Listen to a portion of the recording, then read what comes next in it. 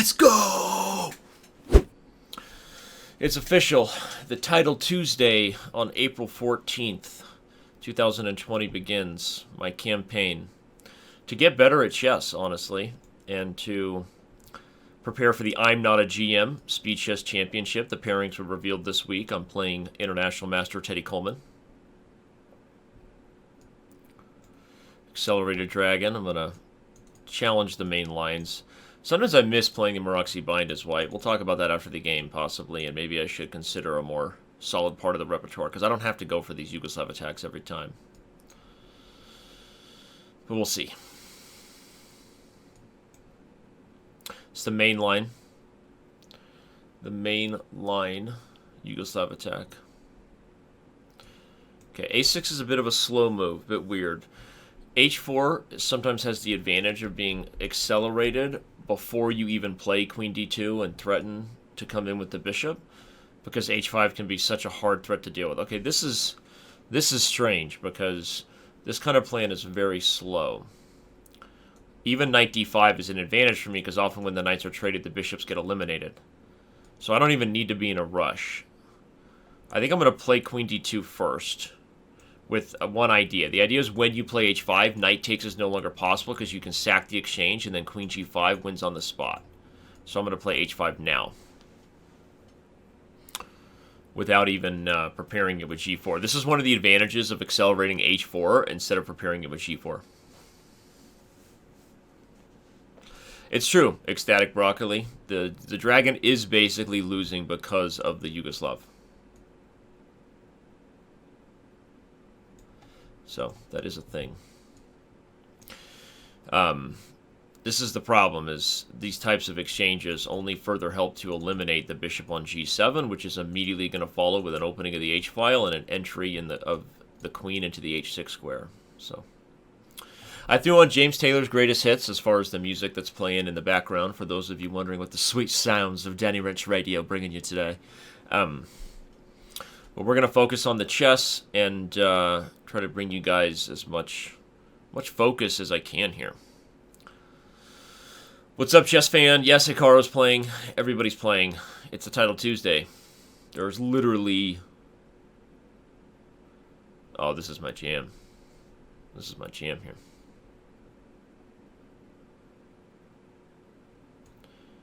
James Taylor. Sweet baby James.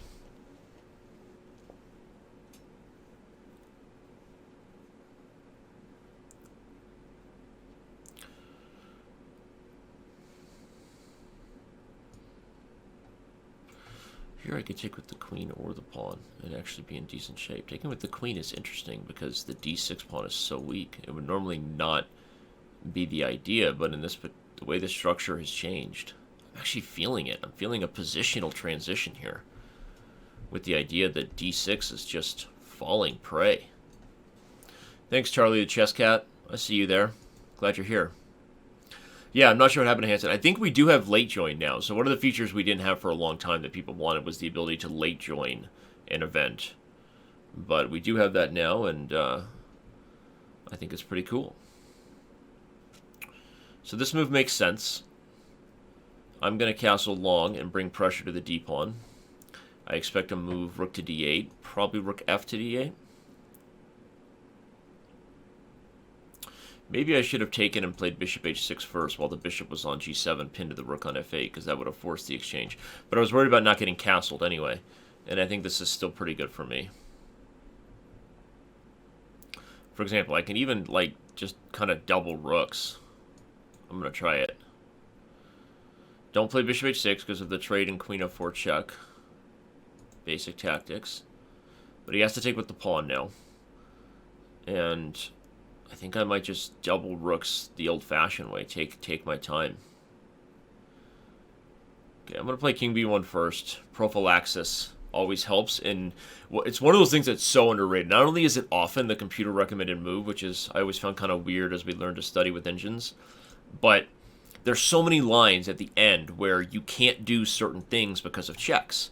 So these types of moves really go such a long way to just eliminate your opponent's counterplay. And from a practical perspective, we were recommending these moves as grandmasters and coaches before computers, because just from a practical point of view, it's like, look, you're getting under time pressure. Just put your king on a safe diagonal so you don't have to worry about it. So it's like a human thing recommending a practical approach, which is just take away the chances that you might blunder. Be smart. And then the computers often ended up kind of saying the same thing because they were like, you need to get your king to safety because there's a lot of lines you could do, but in the depth of my depth 20 as Stockfish, you can't do it because your king is on a bad square. So, anyway, I find that funny. Like, just a funny sort of way that humans and computers ended up recommending the same thing.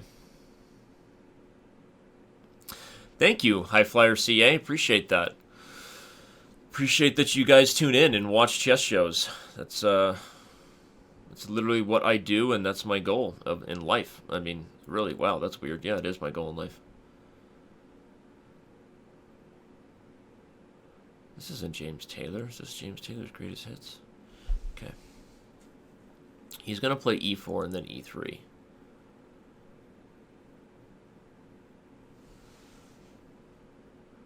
I think I have to go for this anyway. I think he's going to play e4 to try to threaten mate. Oh, he didn't. I'm going to go after the b pawn and protect d5. Okay, I thought he would play for e4. I should still be in okay shape. I'm going to put the rook on an awkward square just for kicks and giggles during blitz.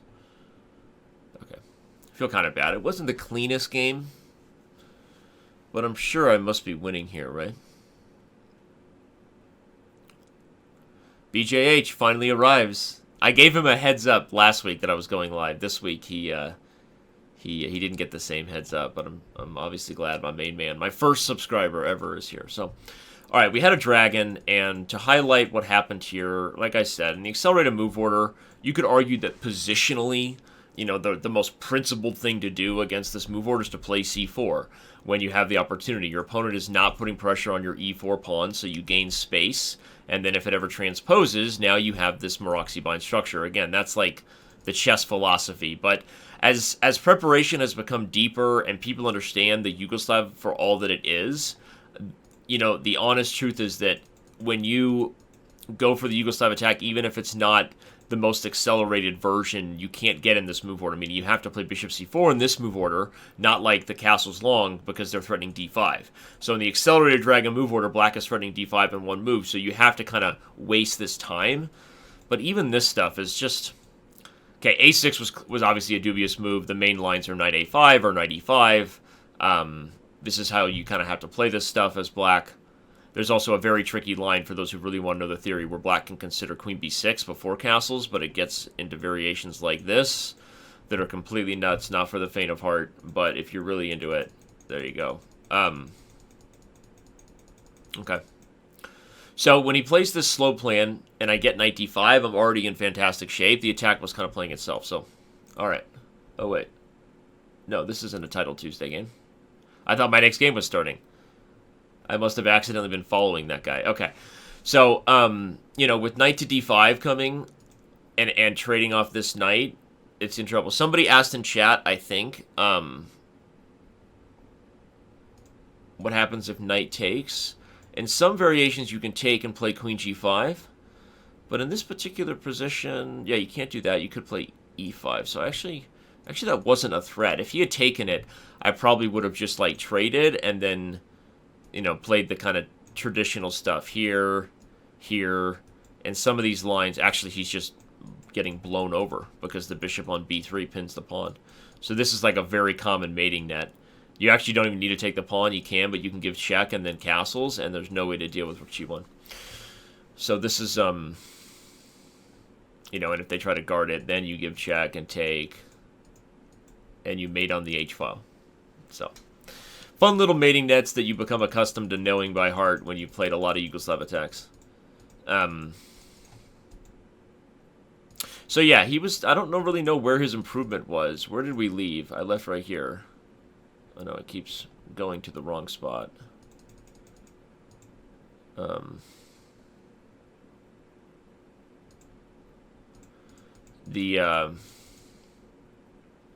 This e5 transition was almost forced because of the threats of just opening things up. you know, eliminating the knight and entering, but it has such positional consequences in the dragon on the d6 pawn. I could also have just taken and continued with the battery. I don't know what the most accurate approach was, but I think what I did was actually the best. So, all right, the first real challenge. That's true. Yeah, I know it not just because I play the Yugoslav attack. Thank you, GBC568, but because I'm also a recovering dragon addict myself. That is a fact. So. It's a little weird playing on our current live server right now, and I'm going to tell you guys something. The kind of secrets you only get on these therapeutic Danny streams where he's not supposed to talk about things that he does. We've been in the middle of a very, very massive investment. Some of our most talented developers working on completely rebuilding the technology that powers our chessboard. And it sounds kind of weird to say, right? Because it's like, you can focus on other things, but your most core product is your chessboard, your play experience. And we've been rethinking a lot of it, and all the bells and whistles that go into it. And I've been playing a lot on our new chessboard. And it is so fast and so sleek and feels so good that this just feels like a step backward. Not that it's not great, but it's not what's coming. And I cannot wait for that to be the case for all of you. So. Okay, I'm definitely worse here, and I need to be focused because I keep forgetting this is not a product show. This is my goal of getting better at chess, and I'm playing a 2800, and I'm not playing well. I've got a couple of hanging pawns here. All right, I don't want to necessarily transition, and he's got the queen coming to a6, so I kind of need to take advantage of my opportunity to stop this. I can meet rook d1 with rook d8. Well, I still can.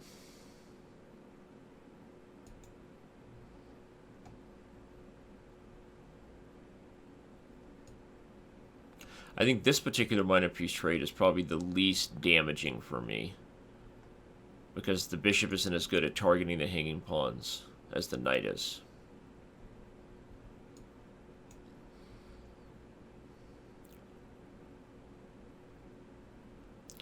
Yeah, no, I know, Broccoli. And that's one of the major things we've been investing in, and I think it's going to literally change the way people see playing on chess.com. I think it's that amazing. Oh, wow, what a move. He's threatening queen to g4, which will also threaten checkmate. I think I kind of have to go for it. And offer a trade. Based on trying to get, like, a rook ending, I don't know. Withdrawing chances.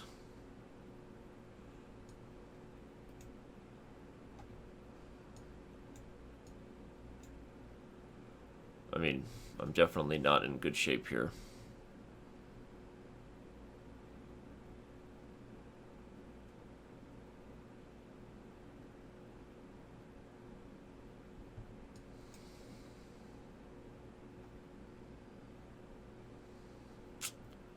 Darn it, that hurts. He's threatening b4.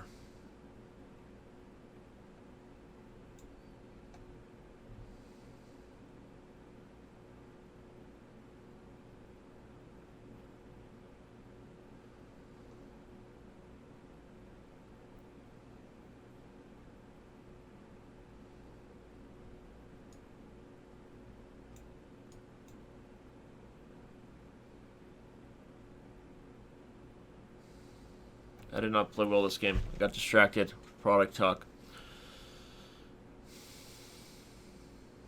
It's frustrating. Alright. I feel like I always tend to lose one game early, though.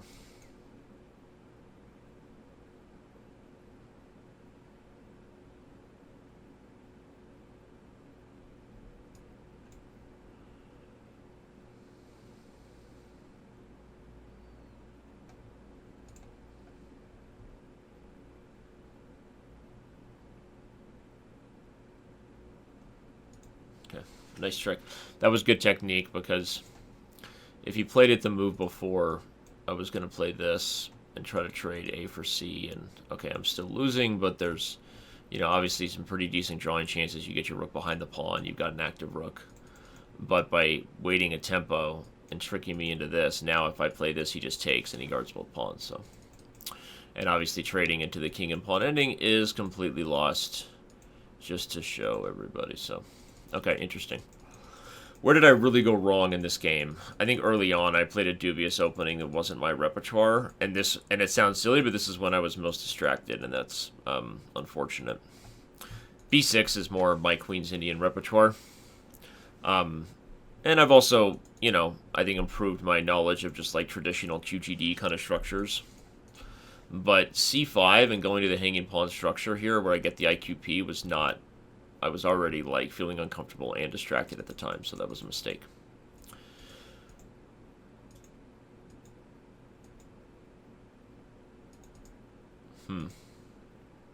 This is a good example of how to take a pretty ruthless approach against hanging pawns, by the way. The idea is your opponent has essentially two isolated pawns, not just one. And everything about 95 just starts a very straightforward plan. Trade off the minor pieces to simplify the structure. And in theory, the advantage of these pawns is while the pieces are on the board because they control space and they're restrictive, they provide opportunities for good pieces, but this was already like minors coming off. I was worried about queen a6, so I stopped it. I don't think this was great. I think that the big thing is I blundered here. Frankly, I don't think knight c3 was the right transition. If I play a move like rook d8, even, honestly, just avoiding the trick. The trick that happened, everybody, was this and this, hitting this. Good tactical pattern recognition. He took on d5. He just wins a pawn. And then I probably didn't defend right. Maybe I should just settle, tuck my tail between my legs and play bishop f8. But after this queen g4, he's hitting this and threatening mate. So I tried to transition to a rook ending, which was also a bad idea. Even this, right? Let him pick up the rook and go back. Something like this is also better than what I did. But the main point is if I don't blunder the pawn, and if I just play here, I think I'm okay. And even though he's traded off minor pieces, he doesn't have the ideal setup. What's the ideal setup? Like, you want a fianchettoed bishop here, like doubled rooks on the d-file. You want a knight that can kind of maneuver and hop around and kind of make the pawns targets, right? He targets the hanging pawn. So I'm really doing okay here. And I when I did start focusing, I think I was okay. I just made a very straightforward blunder, which was rook f to d8. And the game was pretty much over after this bad move. He played very well, which is he frees his back rank, my pawn's going to fall, and I'm going to lose this rook ending. So, okay. Interesting stuff. Yeah, exactly. Thank you to Moss SC2 answering the question in chat. If for some reason my analysis didn't do it, the double attack is why my opponent, International Master Okryuk, was able to win. But we still have 7 more rounds to go on this Title Tuesday here. And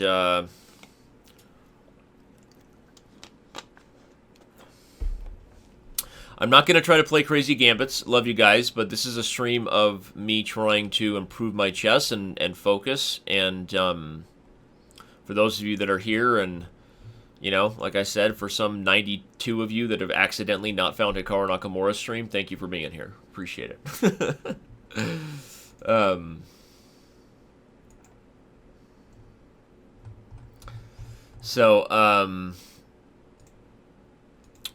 One of the things I've been talking about, and I'm going to share here for those of you that are watching live on Twitch or maybe watching later on my YouTube channel, is that I am trying to develop a bit of a study regimen.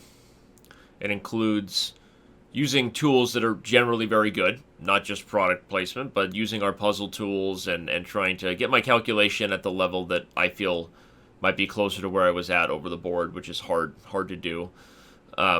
Spending some time working on my opening repertoire casually, And also, when I analyze these games for these videos, like the Stockfish Komodo video I did, and, you know, I just analyzed this Ferrugia Carlson game in pretty great detail, which I know is old. Some people complaining in the comments, like, this is from December over on the YouTube/chess channel. I'm like, I know, but I just analyzed it myself for this video, and we wanted to bring out some more news angles that maybe weren't covered at the time of the controversy. So, but I think those things help. They legit do help chess, so. Yeah, sorry, my YouTube is actually, so it's actually funny. The YouTube command is broken. I don't really manage my channel as well as I should. I apologize for that. I need to give BJH some access. Maybe he's willing to help me out with that. But right now, to get to my channel, you have to go to youtube.com/acechess, which is actually my first original YouTube channel. YouTube has like a weird thing. They've broken the database of my YouTube. If you go to youtube.com/Daniel Rensch right now, it takes you to like my personal Gmail. And there's no YouTube there. So normally youtube.com/Daniel Rensch for years would go to my channel. I've got like 16,000 subscribers. But if you go there now, you're going to get lost. So go to youtube.com/acechess right now for those who actually might be watching and care. But I just published the Chess Rivals video versus Ben Feigl from last week today. So go ahead. YouTube is super frustrating at times. And because they are the biggest company in the world, if you want to talk about support that doesn't get back to you, I've been telling them, like, hey, you guys, you've broken my channel. Like, people can't find youtube.com/Daniel Rensch. And, like, no response. And I've been complaining and saying things, so. All right, the French. Winnower. Main lines. Okay, this is, So now there's different ways to play. There's different schools of thought. There's the Queen G4 thought first, and then Queen B1, but I kind of feel that the traditional Queen B1, which threatens Bishop B5 and forces C4, is already pretty good. Oh, interesting. This is not the most traditional thing to do. And I don't exactly know why. I'm going to just go quickly here because it's blitz and play Knight F3. I don't remember the theory. I feel like was Queen to B6 an idea? No. What would be the logical reason why A6 isn't good? C4 also prevents Queen B3, so do I want to play Queen B3? Possible. I'm gonna like... actually I will. I'll offer the queen trade. Go to the endgame with the bishop pair if he wants it.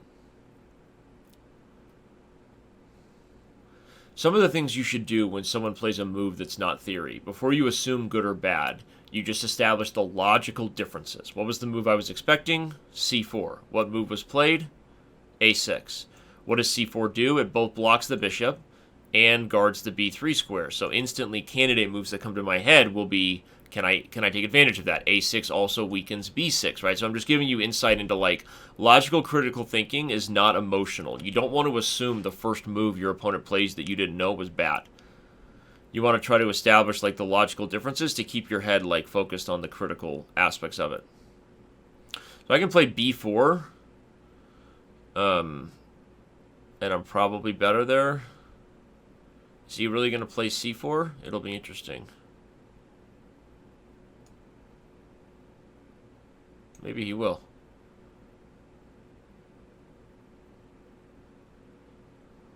Okay, he doesn't. He'll play C4. Oh, wow. I think he should have played C4 there. I think now he's going to be positionally worse on the king side for sure. Queen side even. Let's expand and get space. Okay, we'll go for this.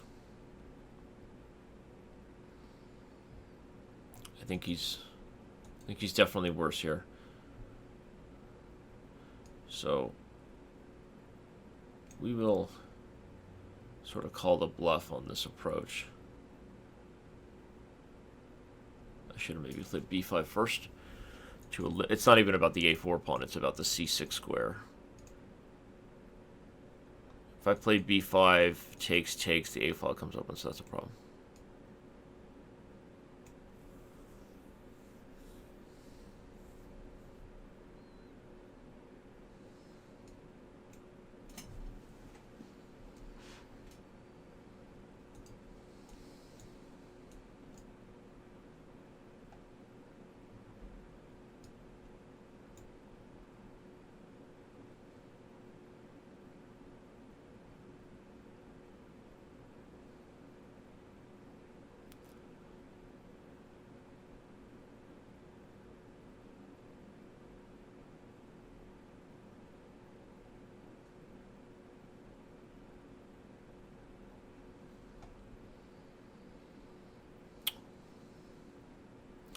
There's no version of his bad bishop that doesn't have him worse.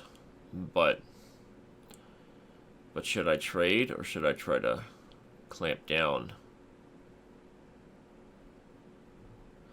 It's not even that I'm against trading, I just don't know that it's necessary yet.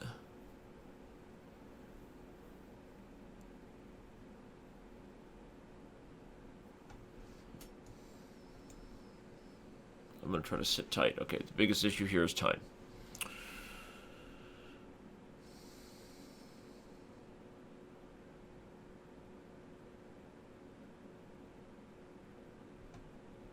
Interesting.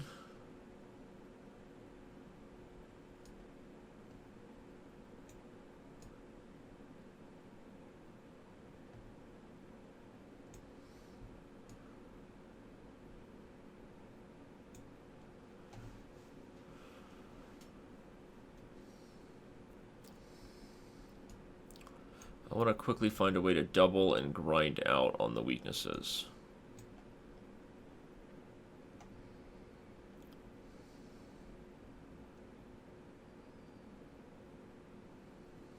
F5 at some point is a threat to undermine E6. Protection over D5.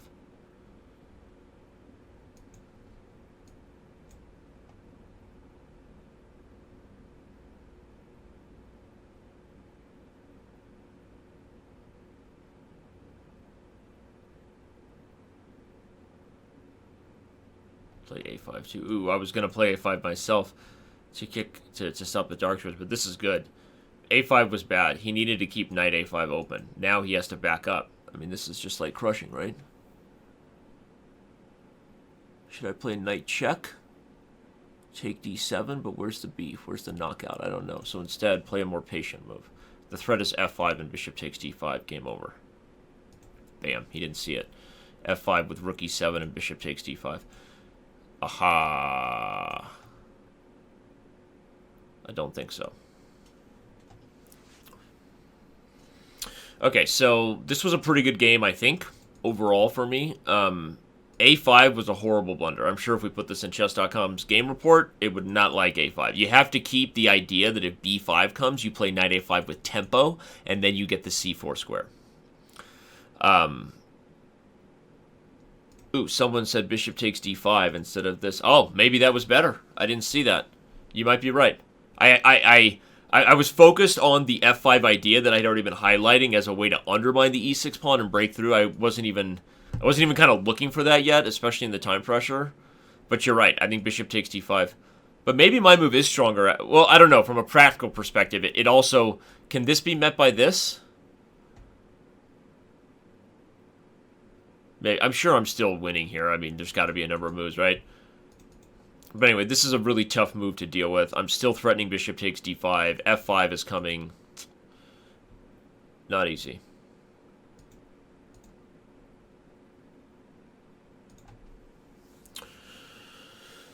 What's up, Taya? Thanks for being here, man. So, we are 3 rounds in now to the Title Tuesday of April 14th, 2020. And, I'm 2 out of 3. I'm 2 out of 3 after that game, and we continue to roll here. What's up? Shout out to my producer walking through as I stream the Title Tuesday. Let's go check out who's still playing. And head over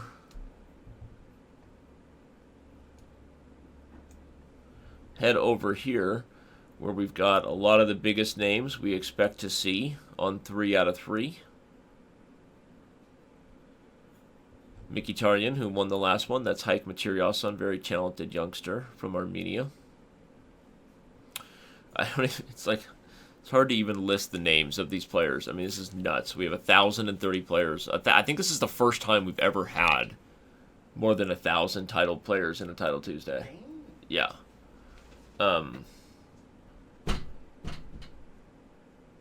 So, that's pretty ridiculous. Hikaru lost one, huh? Interesting.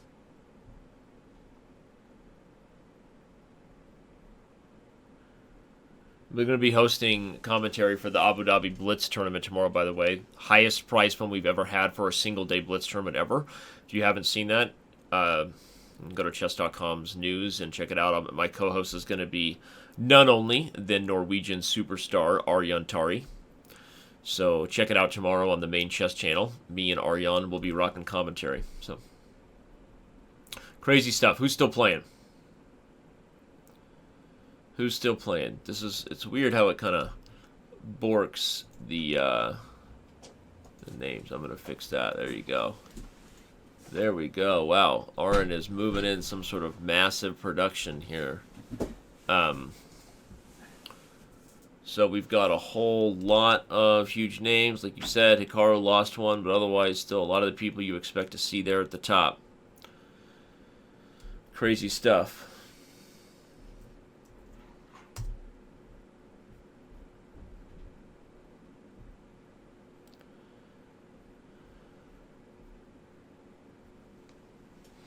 Let's see who's still playing. Maybe we'll check out that game and add some analysis to it. Doesn't look... Ooh, a knight and bishop mate. Ooh, he's forcing him to the wrong color corner. Okay, you have to give... No, that was wrong. You have to put the knight to guard the square and then bring the bishop and take away. He's not going to do it. What's his time? He's a grandmaster. He should be able to do this.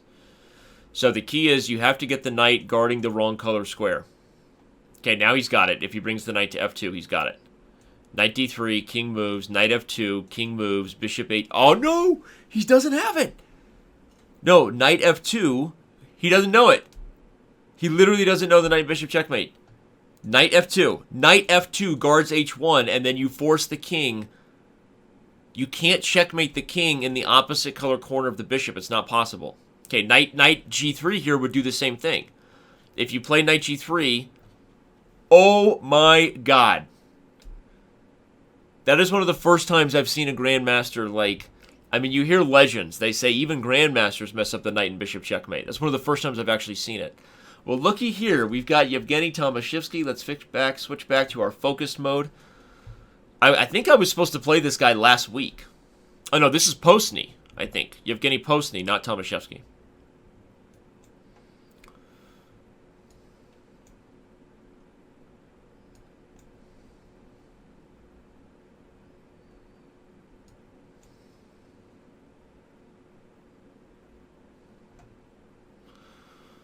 Okay, we'll play this line.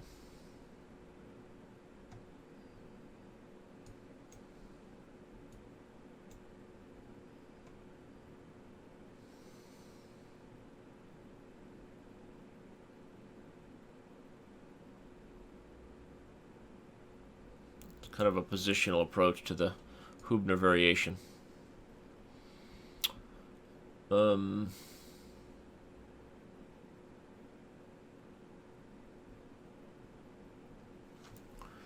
There's a lot of things you can do here.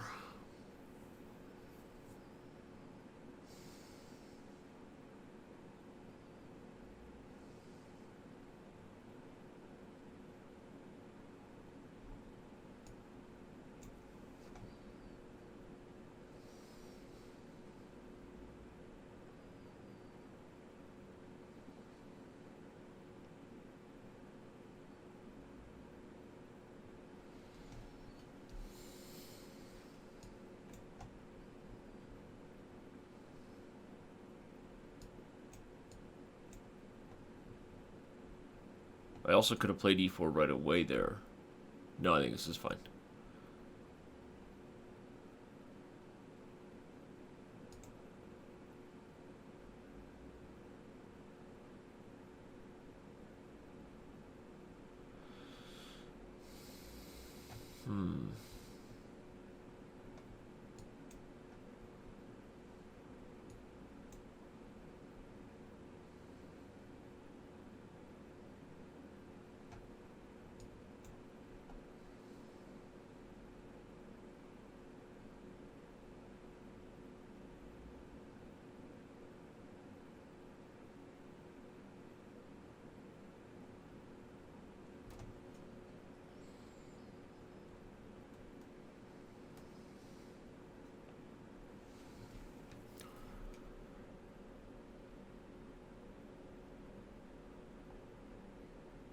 Hey girls, gather round. Listen to what I'm putting down. Hey baby, I'm your handyman.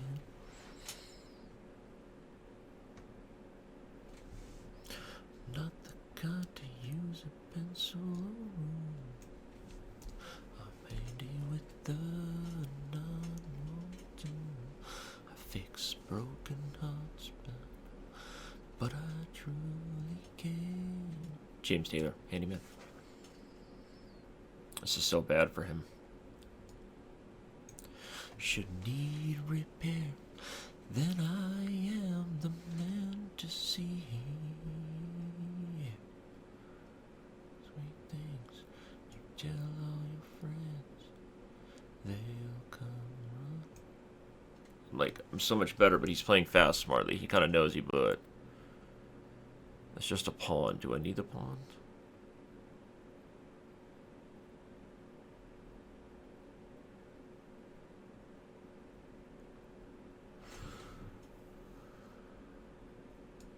Alright, let's do it.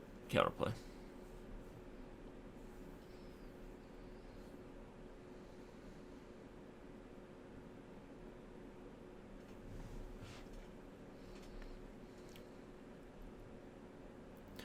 Come on, come on, come on, come on, come on, hold up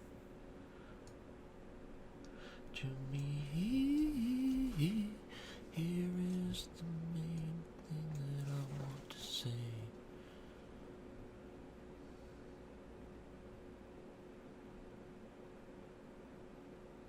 He just doesn't have anything. This is total crap. I could even play f6. If he gives check, I have queen f5 check. Queen takes d5 check.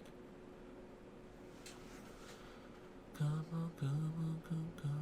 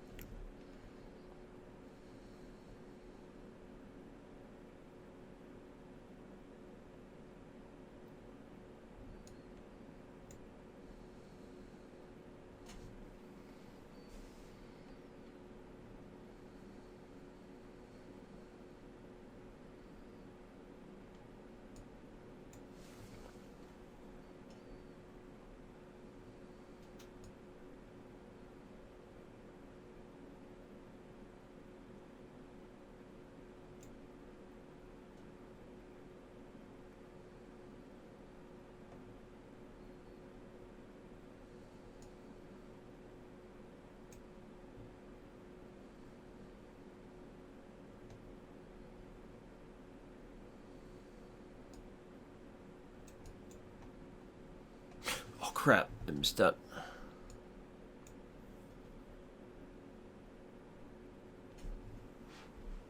Oh, I should have just taken the pawn. Ah! I was like, what is he doing?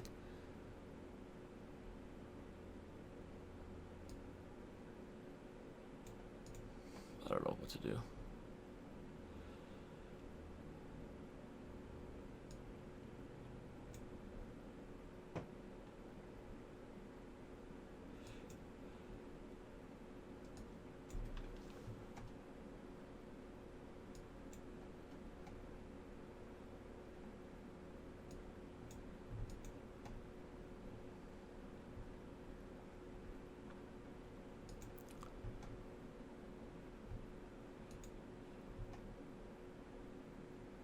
Oh. Ah! Oh. That took hard work to lose that, boys. Oh man, I gotta see where I went wrong with that one.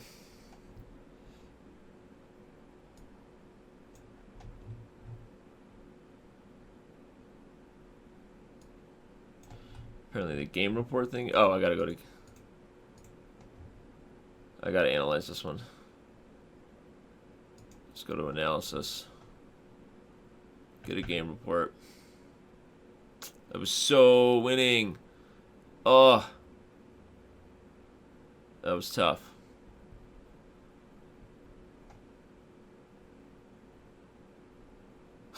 I played a much more accurate game than him. But it doesn't matter. Let's go to the analysis and see. Okay, at this point I'm already blundering. But here it doesn't like queen takes d5. g5? What's the idea? If he takes it. Oh, rook g8. Wow. Yeah, that's a nice little... That would be the engine's solution for sure. Yeah, and I just, like, flipped the script. So that's interesting. I did not see g5. That's a really hard move to find, and laughing in the face of the g file. But I would think that even here... So what did he miss? He played rook h4. So if he plays f4, I'm in trouble, huh? Interesting. Okay. So he didn't. He played rook h4, and now I'm winning again. Instead of knight f8, just knight b6, it says, huh? Actually, in hindsight, as much as that seems counterintuitive to go away from guarding h7, this move stops c4, guards d5. I never would have had any of the problems I had in the game. So that's interesting. Yeah. I mean, at that point, I'm like up, what? +3 because I'm up a million pawns. But that's why it's blitz. Knight f8, he plays c4, and instead of a5, which was terrible, of course I should just take the pawn, and he has no problems. a5 was just me losing my focus and getting nervous, especially when you consider that there's no reason. I'm just... that's tough. Tough when you don't just play the very obvious logical move and you're just completely winning. I'm up way too many pawns here. So... It's a good lesson though. I'm actually feeling good about how I handled the opening stage against a grandmaster of Posny's level. It makes me feel good that I trusted kind of what I know about these Nimzo Indians, and I was in like a great position. So, good to know. Where are we at? How many people are still playing? Only a couple. A rook ending and a rook ending that's now a draw. So just one game still going here. Round 4. So yeah, that was rough. That was a good game by me. Not winning that one stings a little bit. I feel like last week I was converting those games against grandmasters of Posny's level and beyond. So that's a tough one to swallow. But you know, a lot of why I'm playing this here is to work out some of that psychological stuff that you have when you don't play very much, where you kind of outthink yourself, you do things that people that are just in the flow don't do. And that example was just me just kind of blowing a game that was clearly good, so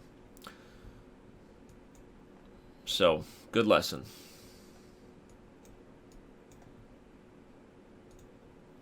I'll turn the fonts back on to larger so you can see the names better. I might need some coffee and a slightly higher rhythm of music after this game. Finish strong. You feel that? I love James Taylor.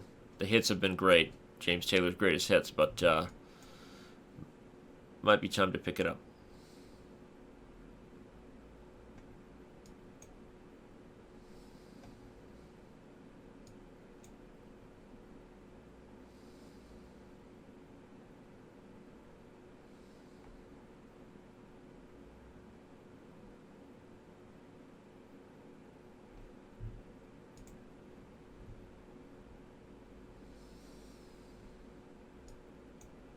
Normally I wouldn't change the structure like this, but the move order here for him I don't think is very good because he's giving me 94 with tempo, so I'm going to take it.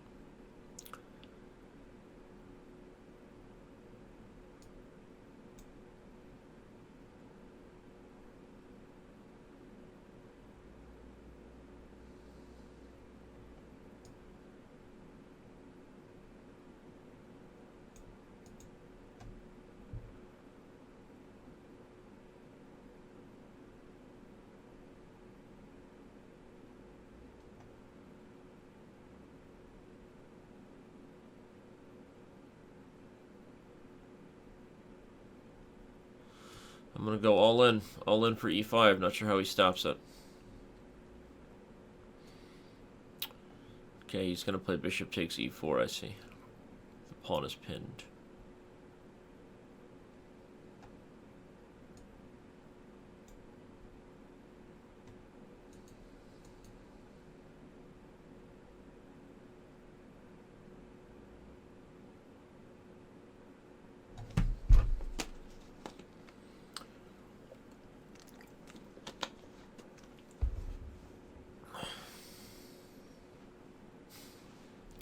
Do they even know, BJ? Do they even know what you're doing? You're watching a stream, a chess stream.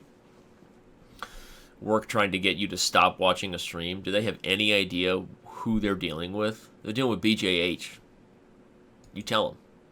Show them your black belt, buddy. Show them the black belt. Former Marine. You flex.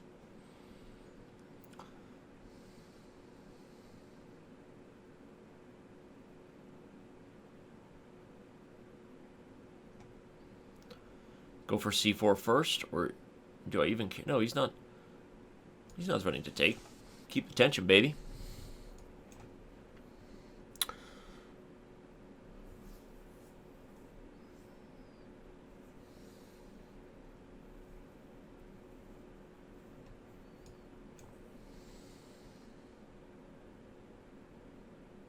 I feel like my pieces were born for this, like Lady Gaga.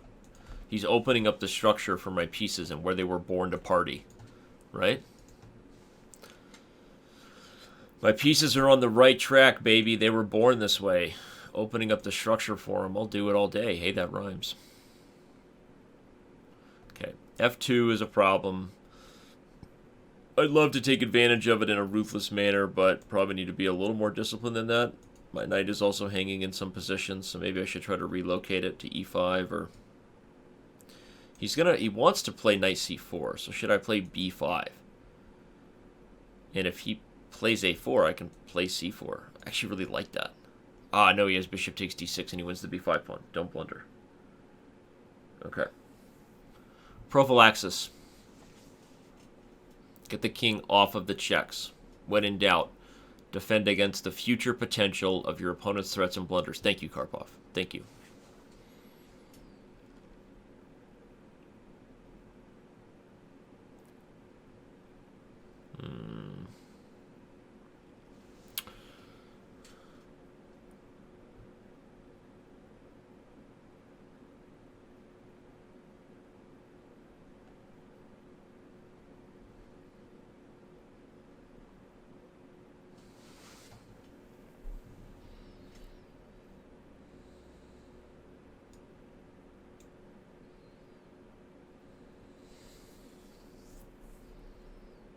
What am I doing? I don't even want to stop b4.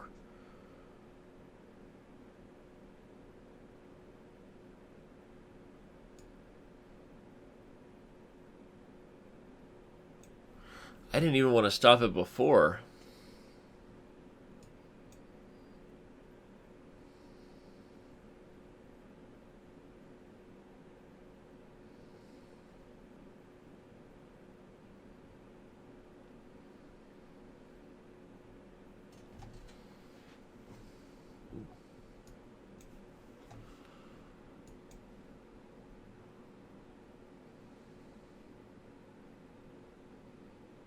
That was not a good move by him. That was a huge mistake. Here comes knight to c3.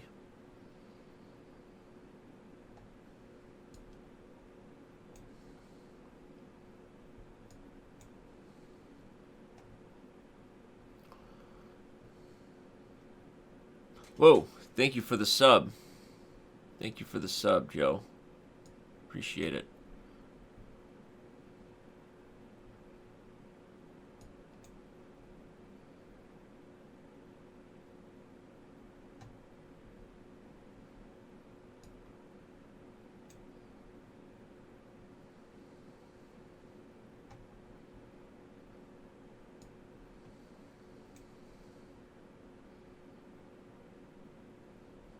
Whoa, that was surprising. But maybe not a bad move for him. The game is changing now. It's becoming more of a technical one.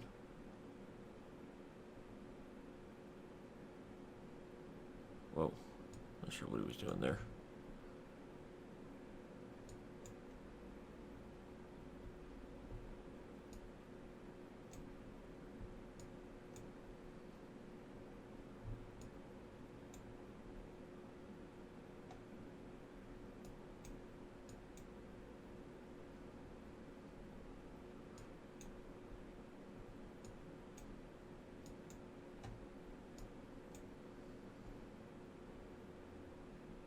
Oh, crap. Oh, good, I have this.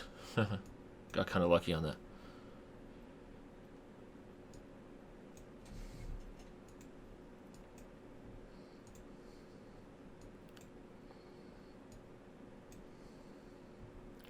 Boom.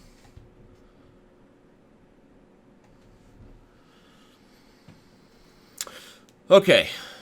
Kind of got away with one a little bit. It's tough to sit here and analyze the true depth of what happened there. I'm going to go throw on some coffee. Thank you for the subscribers, guys.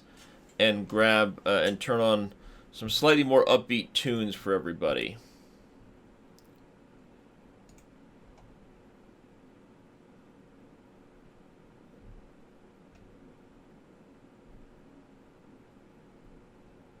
We're gonna change things up. We love you for everything you've done, Mr. James Taylor.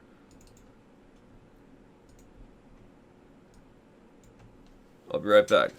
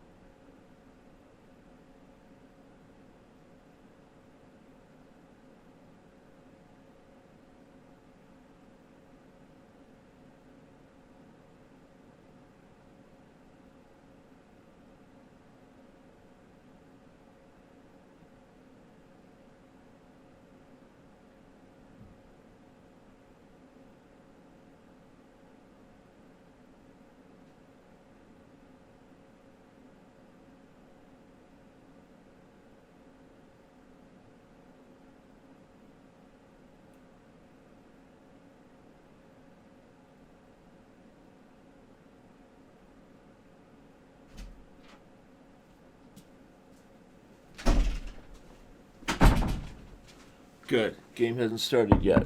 Okay. Back just in time. How is everybody doing? You guys doing all right?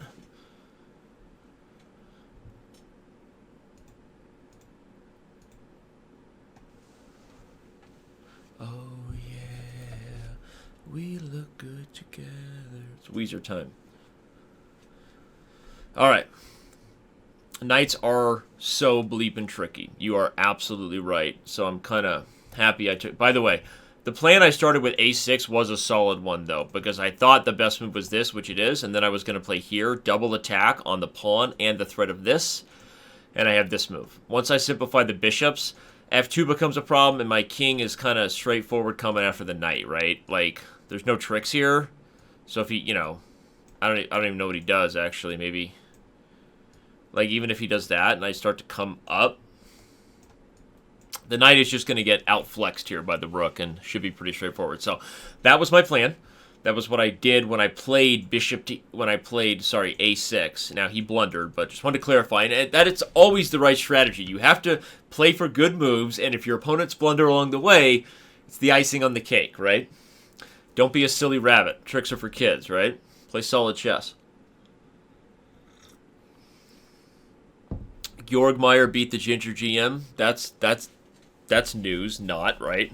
LOL. Okay. No surprise there.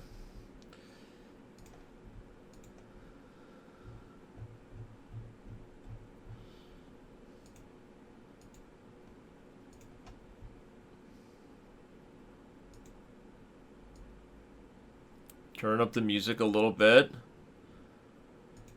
This is Hosier, the work song.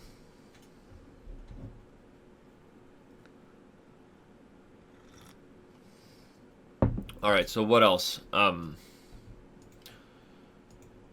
else happened in this game? I probably don't have time. What am I talking about? Here we go, yeah. Oleg. Renov. Here we go.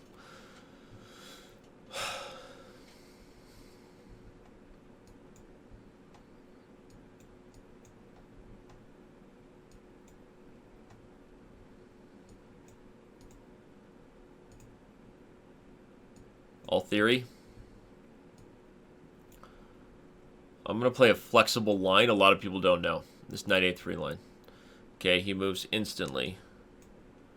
But that's okay with me. The main idea is you've kept the flexible option of bishop h6 in the air. Aha! He goes for it.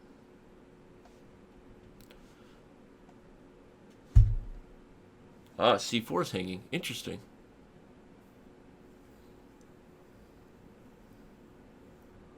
Huh, I'm going to surprise him right back. I don't even know if this is good or bad anymore. Wow.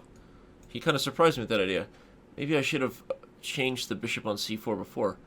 He's playing very fast. This guy apparently knows exactly what he's doing.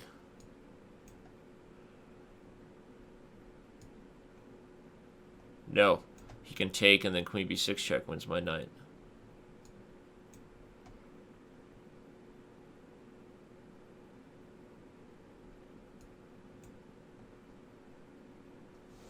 Wow.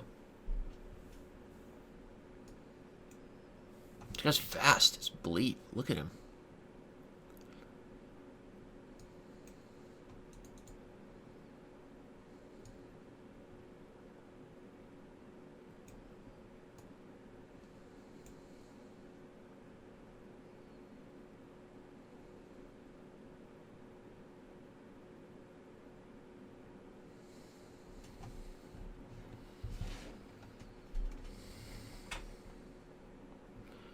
Okay, f1. Bring the knight in, try to undermine the bishop's protective of f7. I got my coffee. I got my coffee over there. It's a good move. That is a very good move, actually. Huh. This guy is strong. Oh, yeah.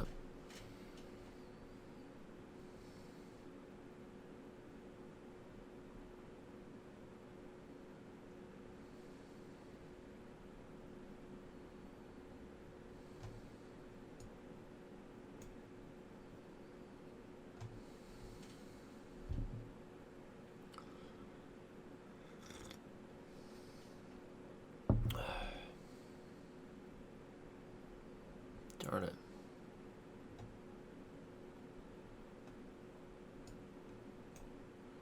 Jason Aldean, he's my country. Say what you want about country. Aldean rocks.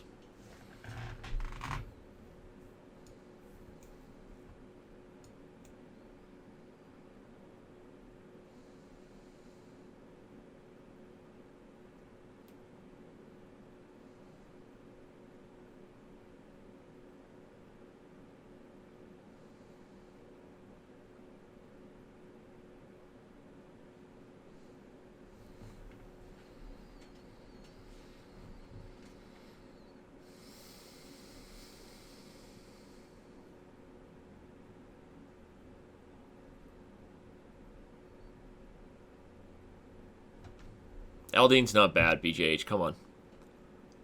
I understand how you feel about country.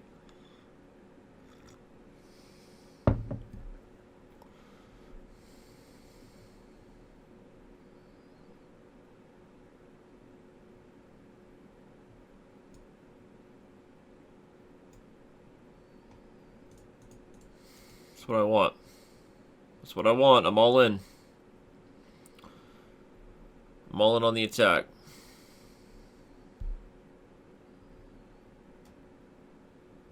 Yeah.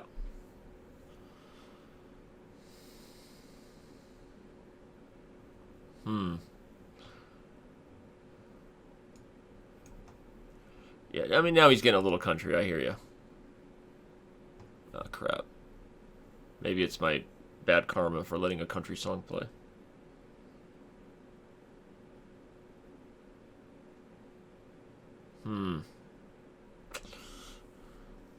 Crap, crap. Okay. I don't have a ton of clear chances left in this game. It's all practical now.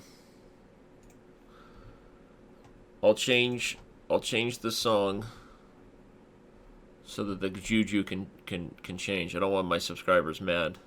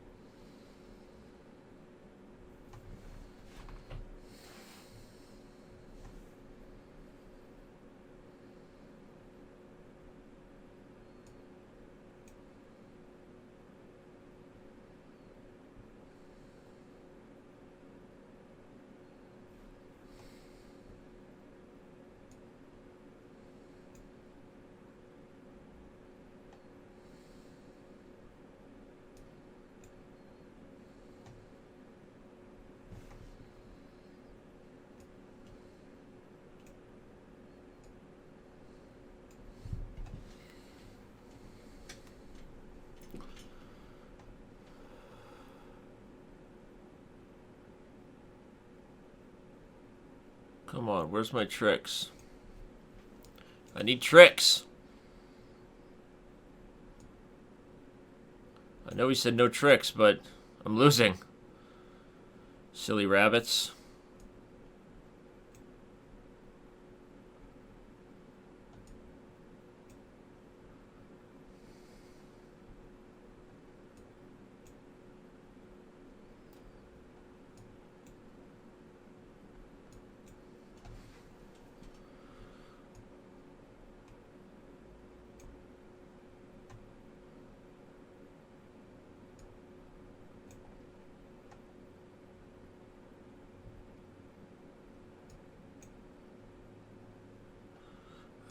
There was probably a rook takes e6 or something, but I missed it.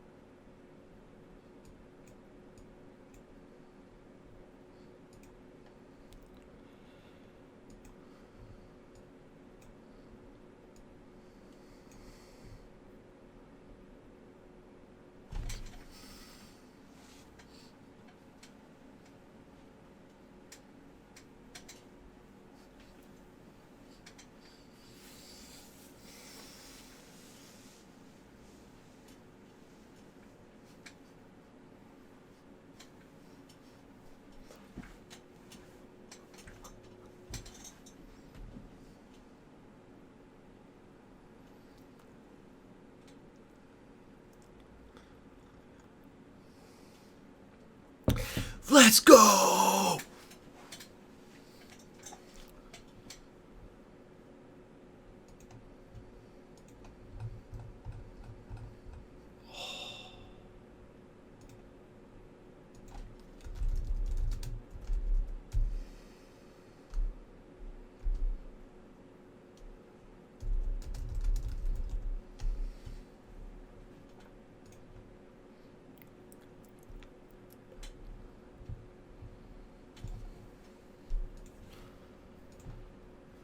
Who's playing? Let's change our font so we can see it.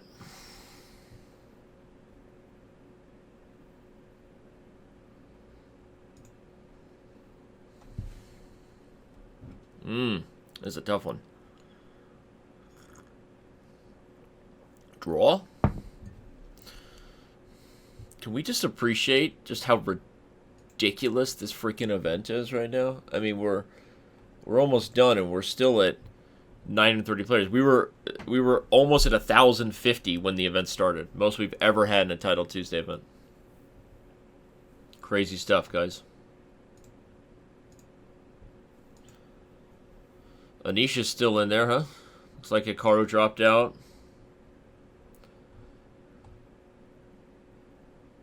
Here we go. Here we go. Let's do it.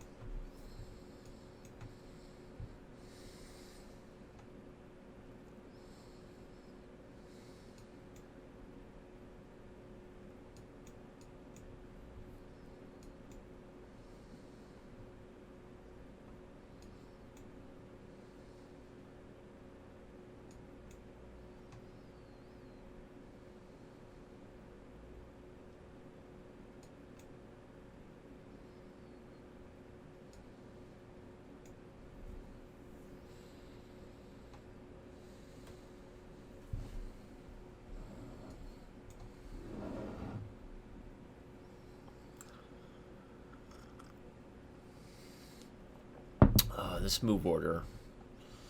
This move order.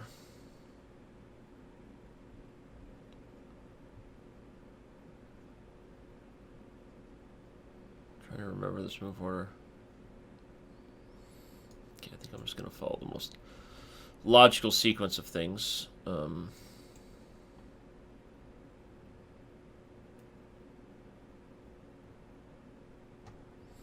this is one of those weird ones where you kind of react to how they approach the queen side.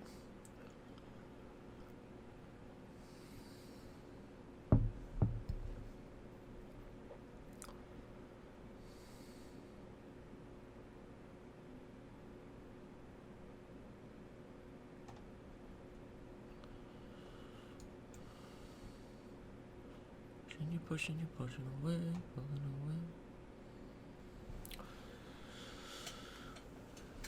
Young blood, do you want it? Do you want it? Back in your life, I'm just a dead man walking tonight.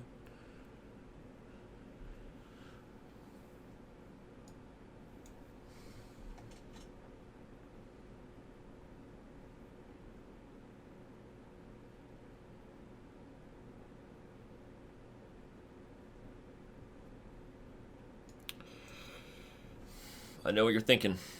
You've lost your mind, Dan. But no. Oh. Oh.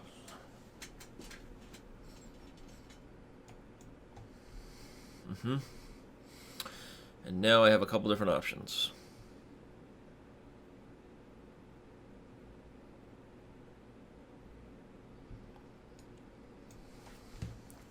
One of the key points of this idea is the knight on a5 is really irritating for them. They can't ever kick it without it coming to c6. And the fact that he put the rook on d8 denies bishop d8.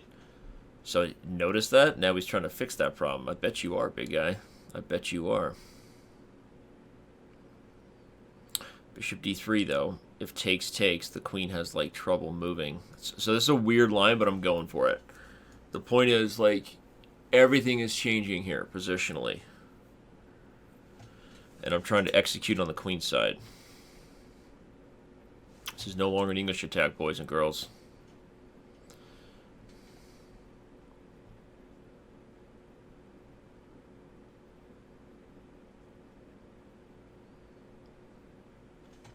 Yeah, so much so that he doesn't like it, huh?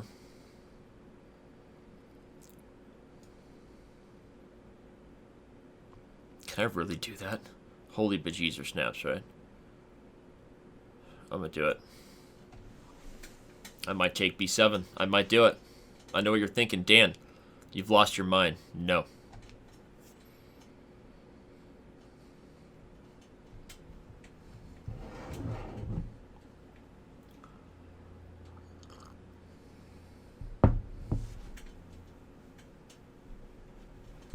I bet you are worried, buddy.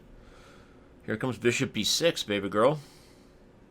Or even bishop a7.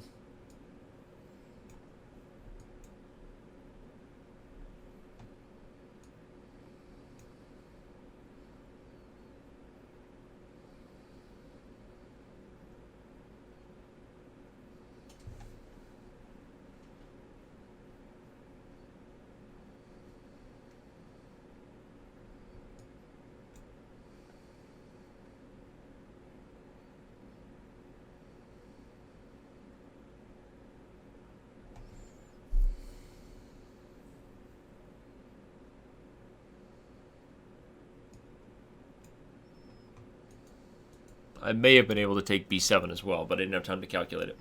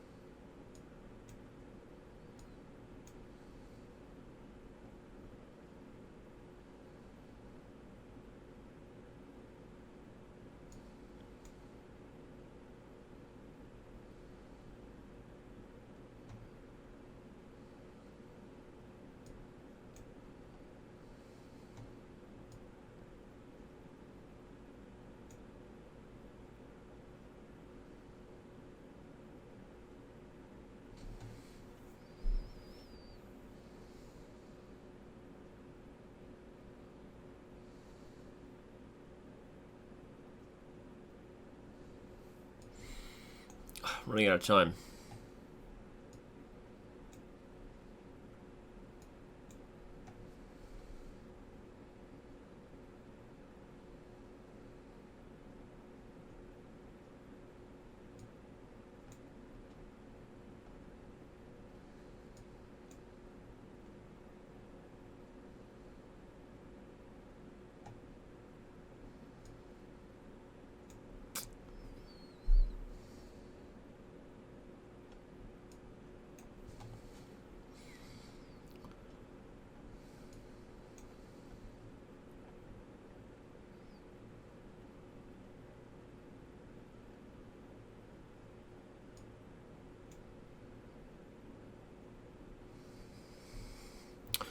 Got myself in huge trouble here, boys. Things were going very well.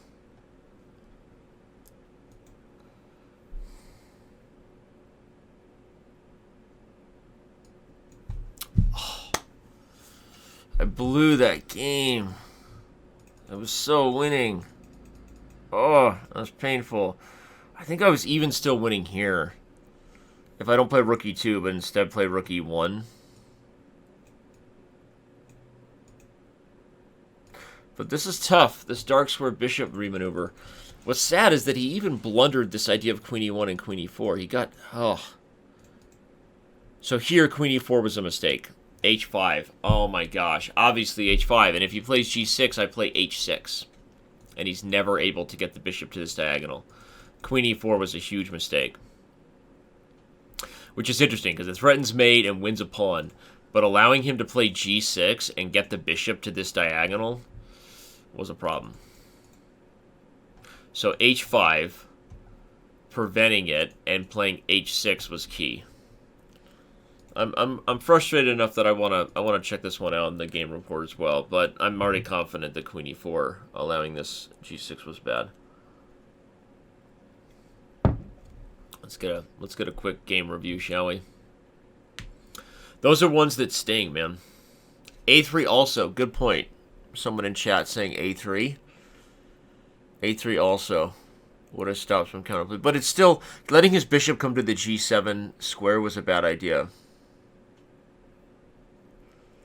Oh, I can hit you with 90s alternative and early 2000s emo. You're wrong, BJH. It's just this particular playlist.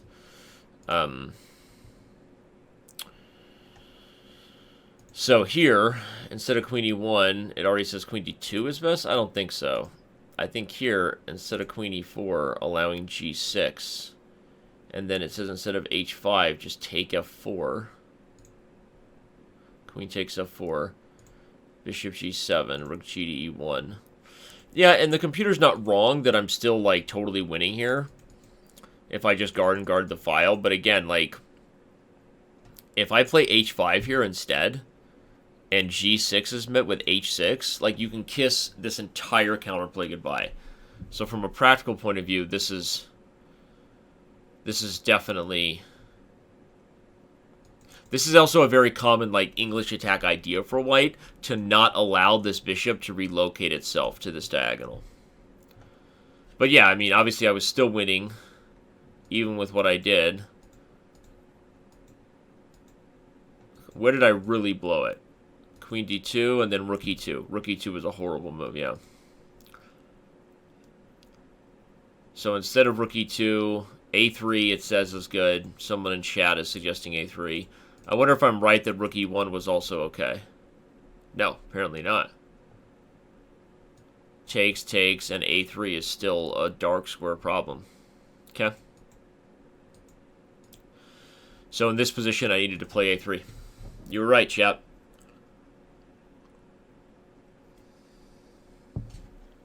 I need to use my Mr. Coffee and keep this stuff hot. It's cooling down. Alright, so that's interesting.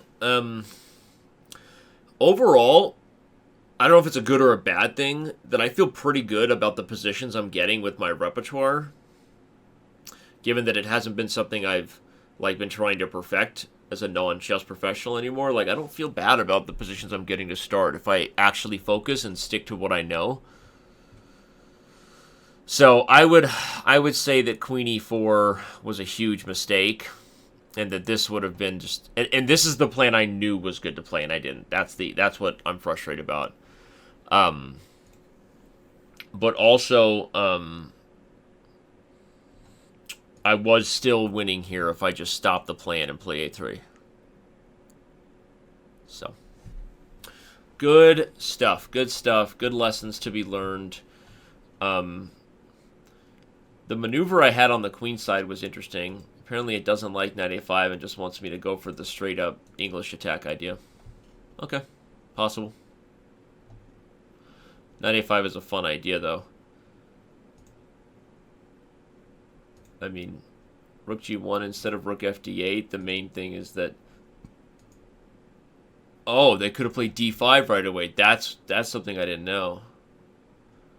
And if takes, shake and bake, they can take all the way because there's tactics on c2 now, where there wasn't before. The main point is you take and have rook d8.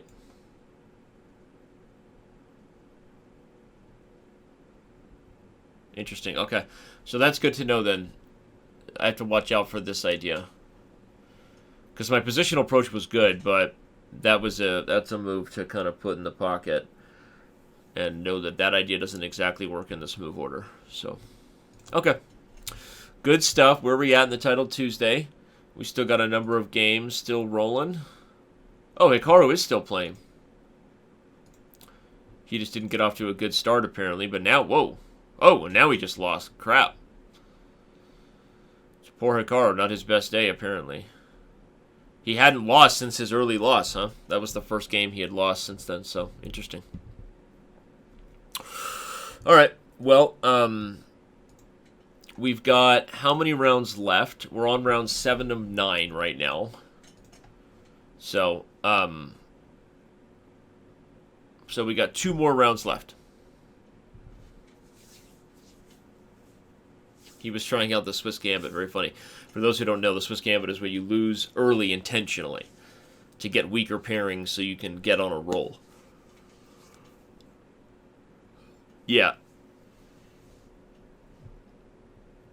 Yeah, good call, Taya. I that's what I mean by I kind of got unlucky. Like, he didn't... I mean, I had a great position, a really good example of how to handle the English attack maneuvers on the queen side, and then, like, queen e1 and queen e4 literally forced him to play bishop f8 and g6, and then he was just in a great spot with the bishop.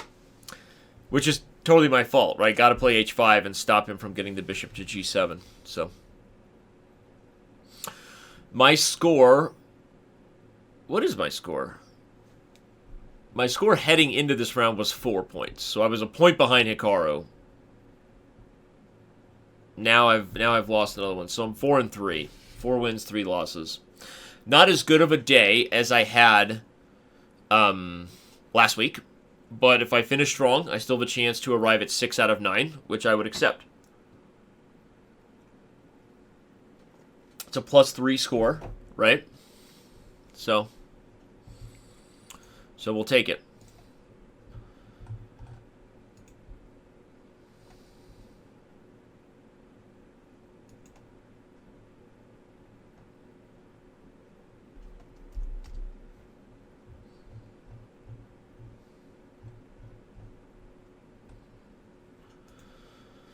Oh, man.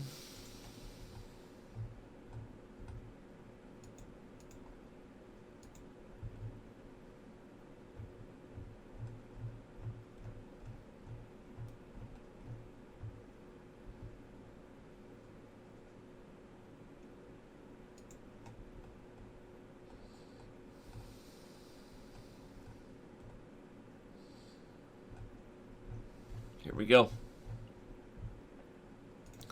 Next round begins.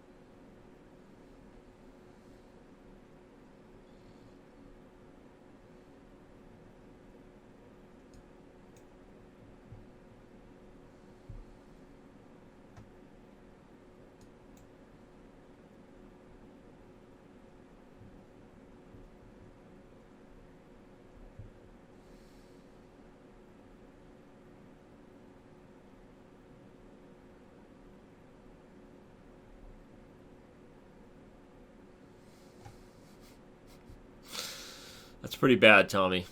That's pretty bad. Even for you, that's pretty bad.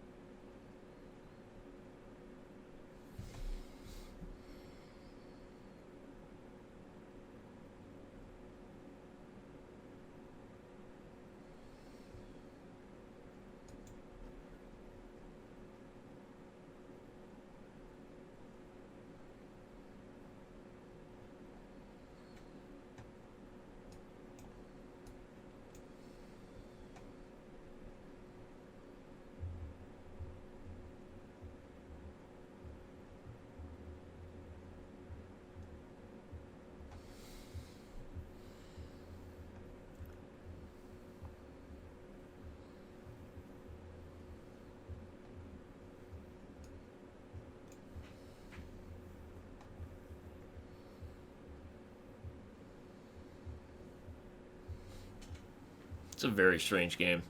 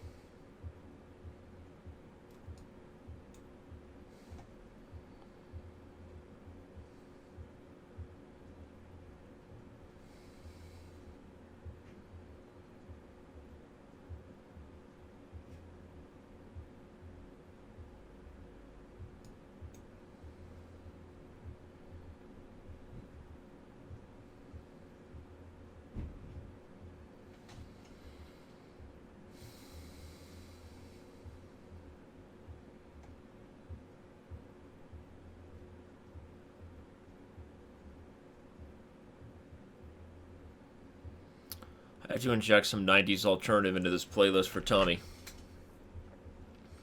And BJH.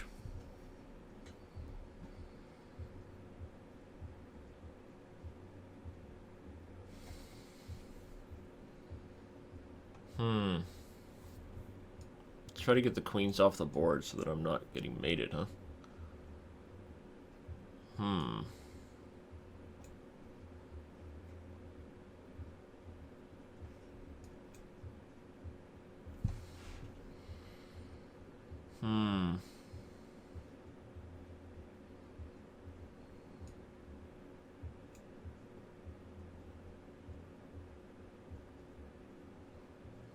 Whoa.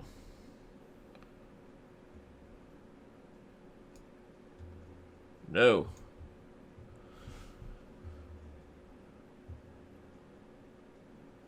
What am I doing? I don't know what I'm doing.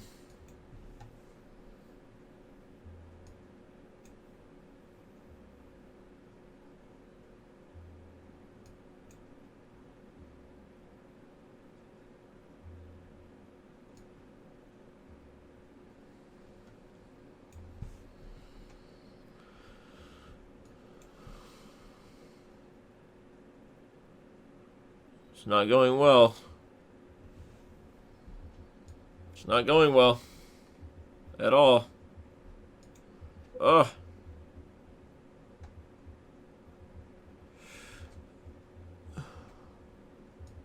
Darn it. Not going well.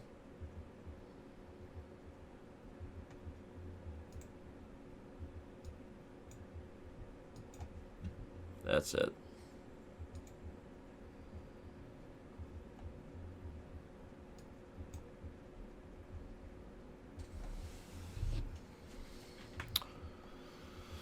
Oh, man. What is that guy's avatar? It's a picture of himself with a Fabiano Caruana, like, fathead. I respect that. That is awesome. Okay, this was no good. Ugh, this was not a good game.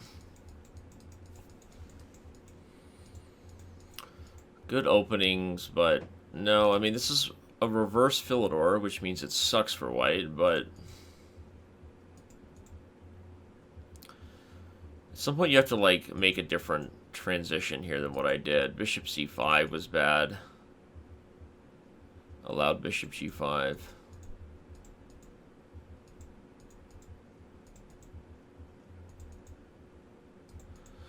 I was kind of holding on here. I mean, breaking the tension in hindsight might be a wee bit immature. Maybe I should just continue to sit. Yeah, obviously. I mean, I like the idea of the d-file, but then what? Right? Then what? So, everything gets traded and I'm just positionally broken. I'm a broken man.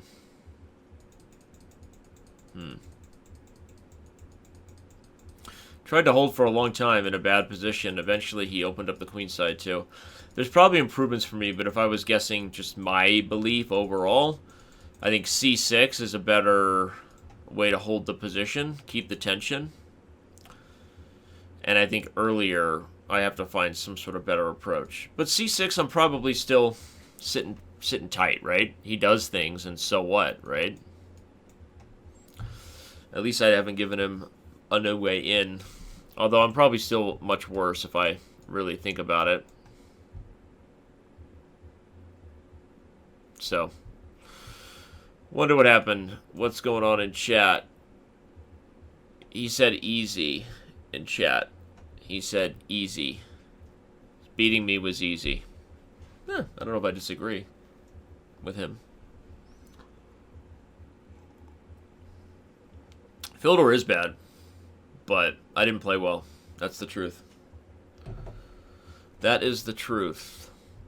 Let's analyze it. I just want to see a quick recap of where I went wrong.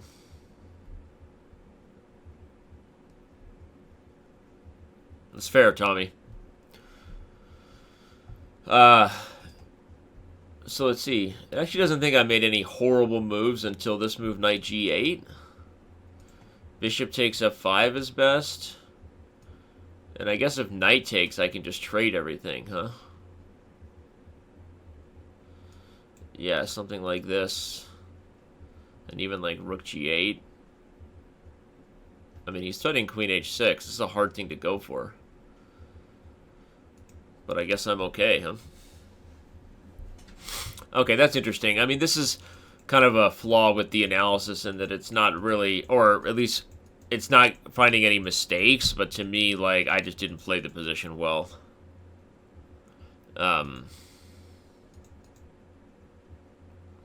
Yeah, I already agree. I feel like right here is a better place for it to start being critical. Rook a8 was bad. I should have played, like, h6 to give my bishop a retreat. So there you go. I agree with that. h6 would have been the idea. And that both stops bishop to g5 and clears the bishop retreat. That would have changed the whole game. If we go for the same type of stuff, and, you know, even here, if I keep the bishop on the board, bishop h7, this is a much more tension-filled position. This is the kind of tension that Tommy's into. Chessual tension. Not sexual tension. Tommy hasn't felt sexual tension in 3 lifetimes. But chessual tension is something Tommy's into. So.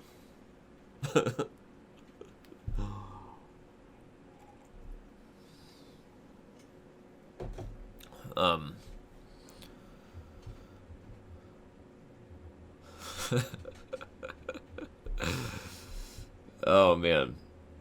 Let's retry my mistakes. See if I can play better than I did. I already know this one said I should have taken. Yay, I got that one right. Okay, I didn't see this one. What should I have done? What did I play? I played knight d7, and that was no good. Something like queen a2. I don't know. I got another game to play, so we gotta get the answer. What's the answer? King g8. Okay. What's the next one? Bishop takes b5. What did I play? I played queen b6, yeah. Queen b3. Oh, that's actually not that bad. Because if he takes, I think I can take with the pawn. Yeah, and I'm threatening this. And b2's weak. Okay. I mean, I think I'm still lost, but thank you. Thank you, chess.com analysis. Whoa! We're playing. 10 seconds down.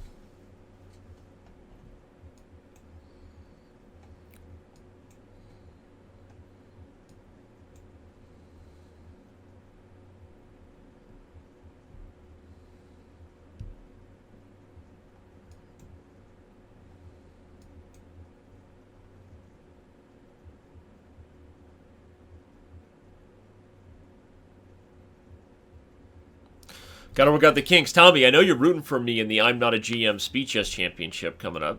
You can't deny that. You cannot deny you're rooting for me despite your best efforts, like emotionally, as much as you'd like to not be, you are. You are rooting for me. I get it.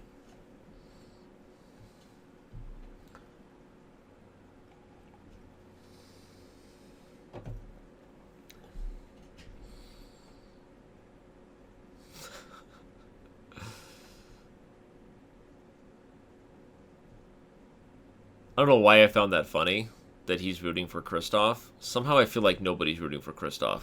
Did I say it out loud? Oh, man. Can I play e6? No. No, don't do that, Dan.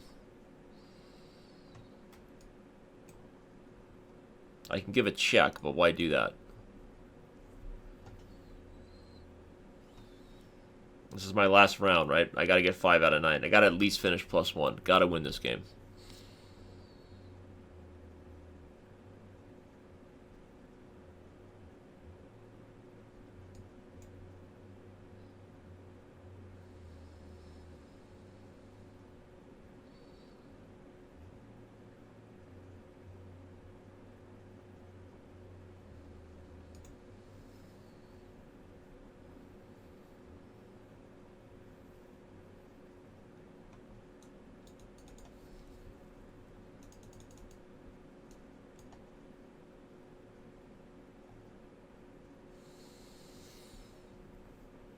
This is a weird position. Because if I take and bishop b7 and give check and he moves the king, I have no follow-up, and he's bringing a rook to e8. Crazy, huh? But I think I have this surprising retreat. And that's kind of irritating for him. Right? I think.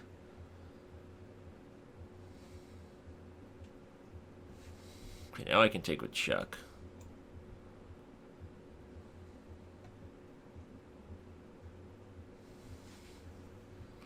And now I'm going to castle short. Forget this castle's long nonsense.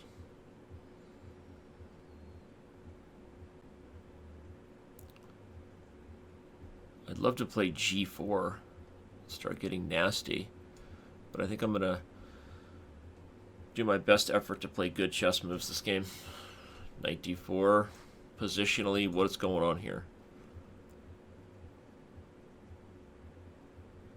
Fighting f5.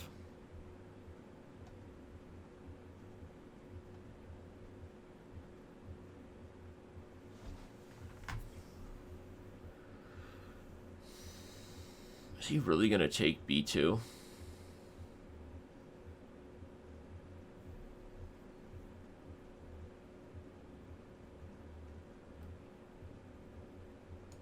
I'm going to call his bluff.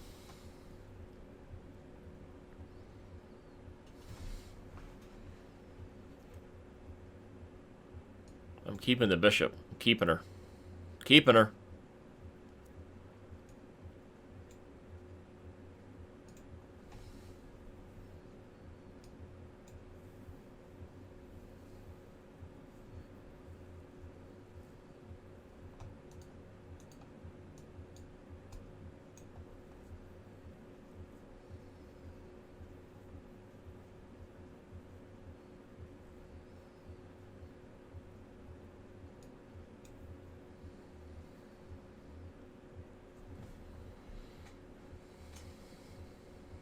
Should have played the other rook.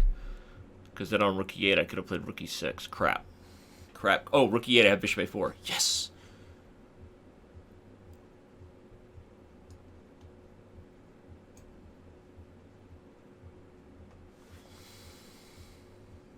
I can even... Can I take? Can I take c4, take d6?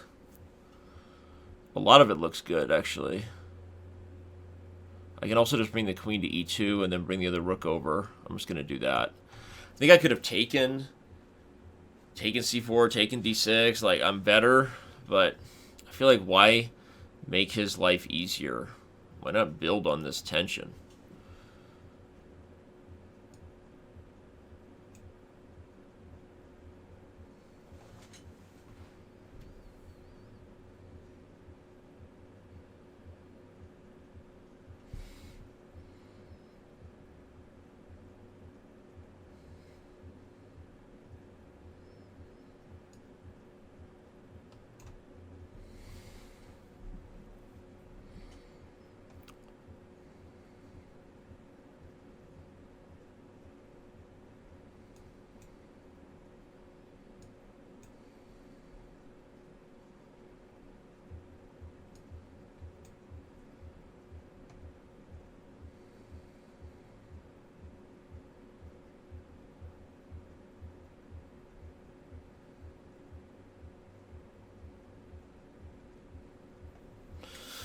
Barely breathing. His position is barely breathing. He's barely breathing, barely holding on.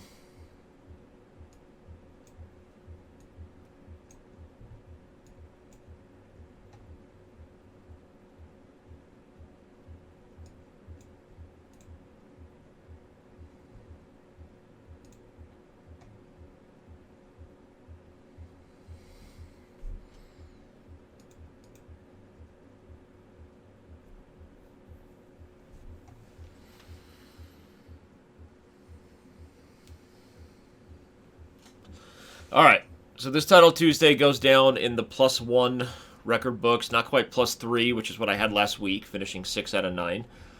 I'm going to finish 5 out of 4. 5 and 4. So 5 out of 9 +1. I don't think there's any denying I didn't play as well this week, but remember last week was I had a lot of warm-up time, right? I spent a lot of time, I played the Chess Rivals versus Ben. I played some other Blitz and Bullet games, had a little mini Bullet Brawl session. So this week was, you know, solo event stream, rolling out of bed at the crack of noon, right? I'll take it. I'll take it. +1. Again, a lot of this is building the muscles, right? Getting back in shape is never easy, and I'm doing my best. So, really appreciate everyone showing up and tuning in for this Title Tuesday. What we're going to do now is get back to running a company, which involves a lot of emails, a lot of meetings. Oh, yeah. Meetings. Everyone loves those. A lot of TPS reports, a lot of memos, right? A lot of goal sheets. I'm gonna wait to see who got first in the event, which looks like Arabic Falcon is on place. Ooh, look at Jan Nepomniachtchi. Finishes 8 out of 9. Arabic Falcon. Who's that again? Who's Arabic Falcon again?